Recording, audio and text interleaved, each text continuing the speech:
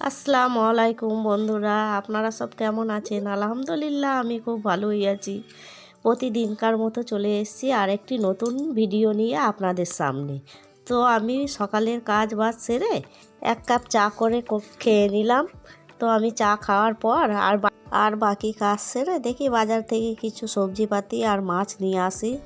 আজ বাজার করতে গেলাম, তো বাজারে প্রচণ্ড ভিড় ছিল। তো বাজার করতে গিয়ে মনে হয় এটা কিনবো ওটা কিনবো, দাম দর করে বাজারে জিনিস কিনতে হয়। যা সবজির দাম আগুন ছোঁয়া, কিছু তো কেনাই যায় না। যেটাই কিনতে যাব 60 টাকা 80 টাকা কেজি। যা আর কথা বাড়াচ্ছি না কো।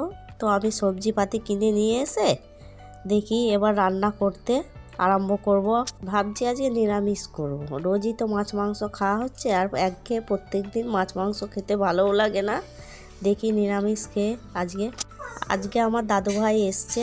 তো আমার দাদুভাইকে নিয়ে সব সময় কোলে নিয়ে বেড়াতে হয়, সব সময় কোলে নিয়ে থাকতে হয়। কোল থেকে নামতে চাই না, ওই জন্য আমার সংসারেও কাজ করতে দেরি হয়ে যায়। একদিকে ভাত বসিয়ে দিলাম, আর আমার দাদুভাই আলু ভাজা খেতে ভালোবাসে, তাই আলু ভাজা করে নিচ্ছি। একটু লাউ দিয়ে ডাল করে নেবো, আর বাঁধাকপির তরকারি আর কটা পাঁপড় ভেজে নেবো, আর খাওয়ার সময় ওদের ডিম ভেজে দেবো। তো বন্ধুরা, আজকে দেখুন দুপুরের মেনুতে আছে গরম গরম ধোয়া ওঠা ভাত, আলু ভাজা, বাঁধাকপির তরকারি, লাউ ডাল আর ডিম ভাজা। আমার দাদুভাই লেবু খেতে ভালোবাসে, তাই ওকে লেবু কেটে দিচ্ছি। ভাবছি একটু দুধ চিতই পিঠে করব। তো ওকে লেবু কেটে দিচ্ছি, আর ওদিকে দুধ চিতই পিঠে করব বলে আয়োজন করা হচ্ছে। আজকে ওই দুধ চিতই পিঠেটাই আপনাদের সামনে, রেসিপিটা আপনাদের সামনে তুলে ধরতে পারলাম না। অন্য আরেকদিন আপনাদের সামনে দুধ চিতই পিঠের রেসিপিটা তুলে ধরবো। খেতে খুব সুন্দর হয়েছিল, সবাই বলছিল খাওয়ার পরে। তো বানাতে বানাতে আমাদের সন্ধে হয়ে গেল, সন্ধে আজান হয়ে গেল। তো এরপরে আমি চা বানিয়ে খাবো। সন্ধেবেলা দেখি আমার দাদুভাই কি খেতে চায়, যা খেতে চাইবে তাই বানিয়ে দেবো। ম্যাগিটা কম বেশি প্রতিটা বাড়িতেই হয়, তাই ম্যাগিটা কিভাবে বানাচ্ছি তার রেসিপিটা আর বললাম না।